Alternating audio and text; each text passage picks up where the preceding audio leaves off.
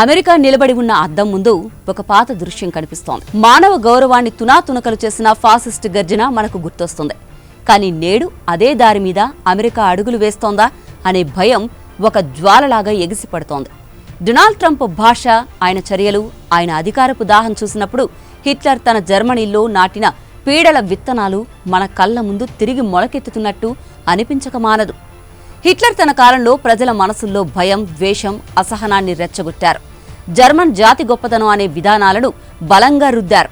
Trump కూడా ఇప్పుడు అదే ఫాలో అవుతున్నారు. అమెరికాను మళ్లీ గొప్పదిగా చేయాలి అనే నినాదంతో ముందుకెళ్తున్నారు.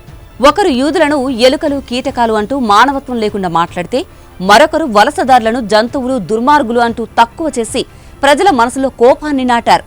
హిట్లర్ను మొదట్లో చాలా మంది జర్మనీని కాపాడతాడని భావించారు. కానీ ఒక్కో చట్టాన్ని తుంచేసి, ఒక్కో ప్రతిపక్షాన్ని మౌనమయ్యేలా చేసి, ఒక్కో దఫా మాధ్యమాలను నొక్కేసినప్పుడు ప్రజలు అర్థం చేసుకోలేకపోయారు. అది అర్థమయ్యేలోగా ప్రజాస్వామ్యం శవపేటికలోకి చేరిపోయింది. నేడు ట్రంప్ చేసిన ప్రతి చర్య, ప్రతి చట్టాన్ని చూస్తుంటే అమెరికా కూడా అదే ముళ్లదారిలో నడుస్తోందనిపిస్తోంది. హిట్లర్కు వ్యతిరేకంగా నిలవని జర్మనీ ప్రజల మౌనం ఒక మహా వినాశనానికి కారణమైంది. ట్రంప్ చుట్టూ కూడా నేడు చాలా మంది మౌనంగా, కొంతమంది భయంతో కూర్చున్నారు. అయితే హిట్లర్ యుగం మనకు నేర్పింది ఒకే మాట: ఫాసిజం ఒక్కసారిగా రాదు, అది నెమ్మదిగా వస్తుంది. ఒక్కో అంగుళం నెమ్మదిగా ఆక్రమిస్తుంది, చివరికి ఊపిరాడనీయకుండా చేస్తుంది. అమెరికా ఇప్పుడు హిట్లర్ మార్గంలో నడుస్తుందనే ఆందోళనను సైనికాధికారులు, విద్యావేత్తలు హెచ్చరిస్తున్నారు.